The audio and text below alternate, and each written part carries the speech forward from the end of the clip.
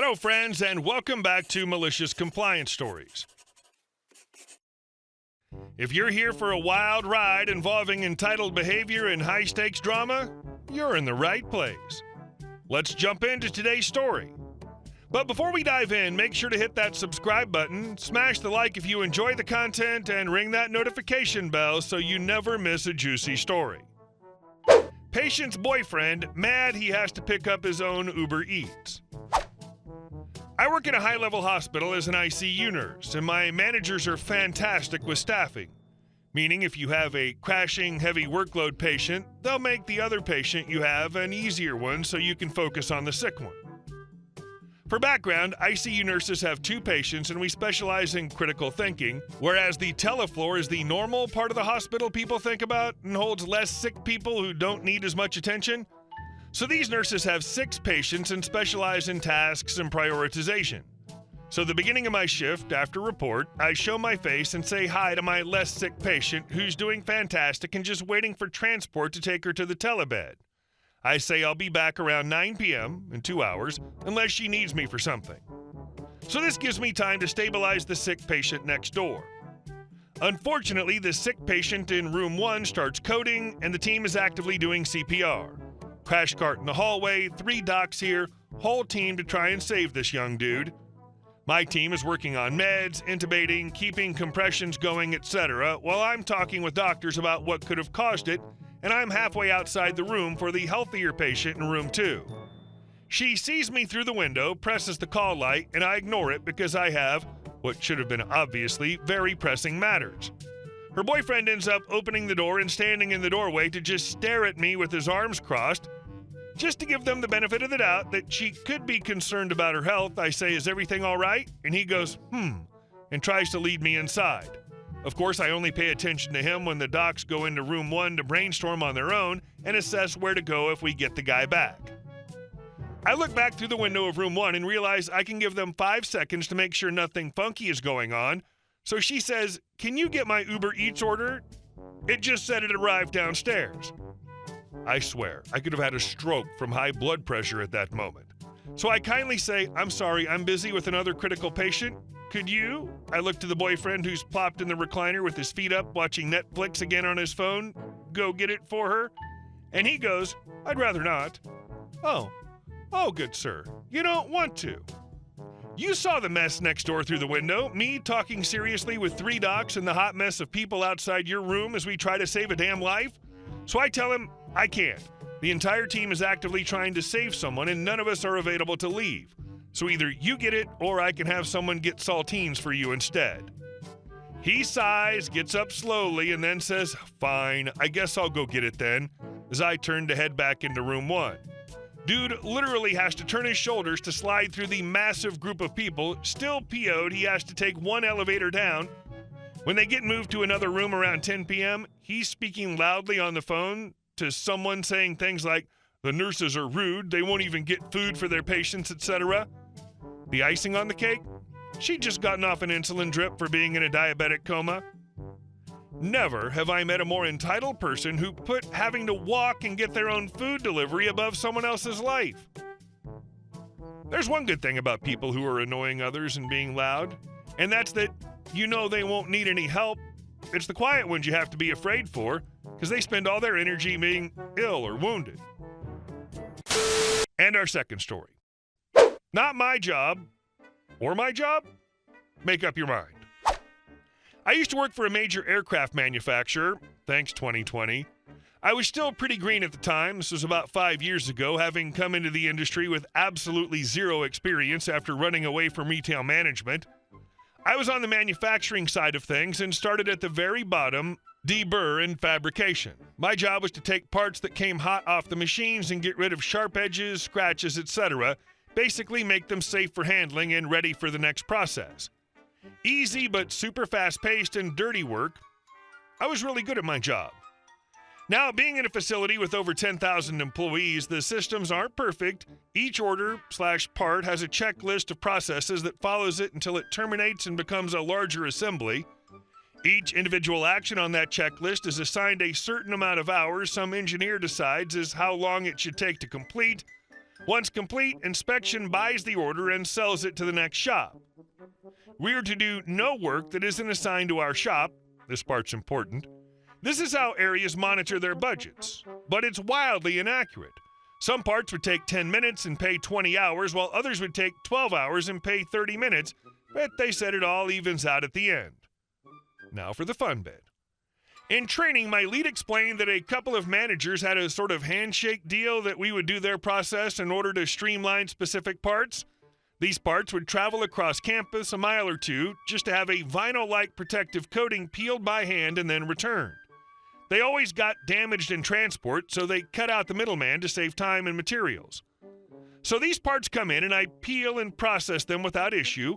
We get a new hire who I relay the information to.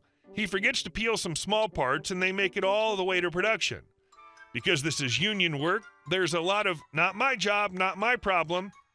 No one else peeled the parts. The painters painted over this protective coating that's only held on by static. Now, if we scrape a part in our area, the cost is negligible, usually, as they haven't been processed. But the further along the parts get, the more expensive they become due to all the labor. They scrap about 30 of these things at about $200 each. Our manager and her boss come back furious, but he's new, so he gets a verbal warning. My turn. I get a big part, about the size of a Miata, but a quarter-inch thick flat aluminum. Already expensive just because of the sheer size, and it's gone through several processes already. I peel it and notice a giant wave right in the middle. The part's not usable. I call my lead over, and he agrees, so he calls the manager. Manager waddles over and asks, who TF peeled this? I tell her that I did, because it's in the paperwork.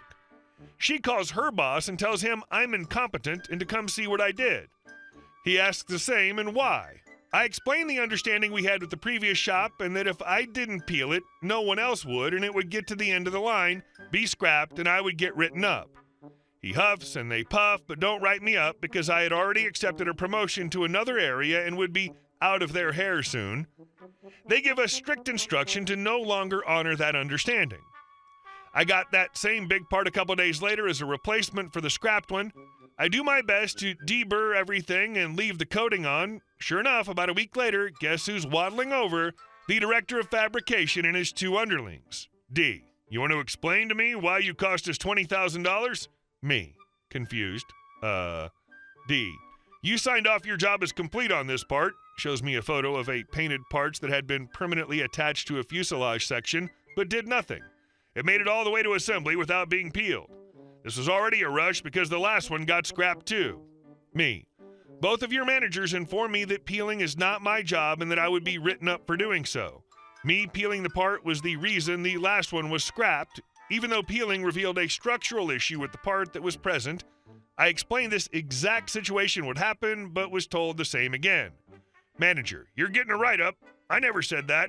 It's your job to follow the instructions on your sheet. You should know that by now. Me. Show me my work order where it states this shop is responsible for peeling this part and I'll sign whatever you want.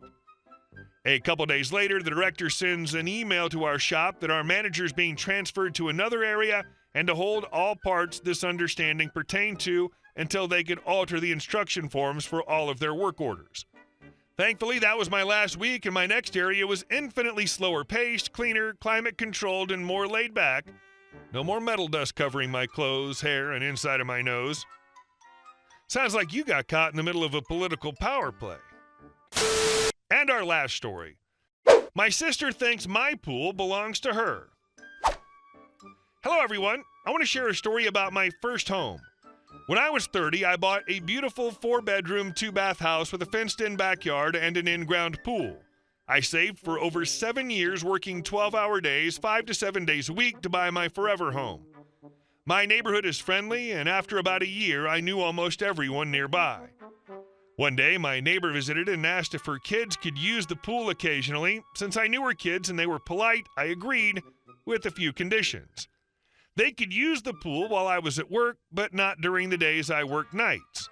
They also had to ask beforehand and clean up afterward. This arrangement worked well for a while. As word spread, other families asked if their kids could use the pool too. We all sat down and agreed on some rules. No one could enter the house, kids had to be supervised by an adult, and I had to be informed beforehand. Everyone agreed, and for a while, everything was great. By the end of the first summer, the families even helped me close the pool and clean up the backyard, culminating in a big barbecue. Fast forward 17 years, and the tradition continues. Every year, families help me open and close the pool and maintain the yard. It's wonderful, but there have been a couple of problems along the way.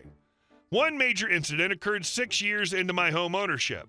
I was preparing to leave for a 4-day vacation and informed everyone that the pool would be closed. On the day I left, my flight was delayed and I returned home late at night, exhausted. As I was about to head upstairs, I heard splashing from the backyard. When I investigated, I found a couple I didn't recognize in my pool.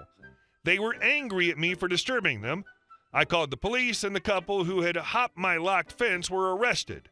They turned out to be friends of one of the families I allowed to use the pool. I pressed charges, and they were banned from my property. Another incident happened this past summer. I informed everyone that the pool would be closed for a week because my family was visiting. When I returned home with my family, I found police cars outside my house. My neighbors who had been watching the house had called the police after hearing commotion in my backyard.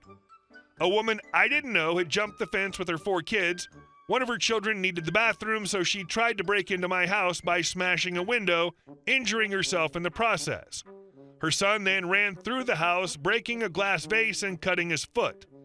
My neighbors called the police, and the woman, who had blood on her arm and her child's foot, was furious, blaming me for her injuries and accusing me of negligence.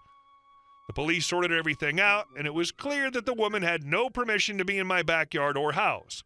I pressed charges and demanded compensation for the damages. It took a couple of months, but she eventually had to pay for everything. She moved out within 3 months as no one wanted to associate with her. I installed cameras for added security. The first 2 days with my family were stressful, but we cleaned up the mess together and enjoyed the rest of their visit. Now, with the cameras in place, I feel more at ease when I'm away.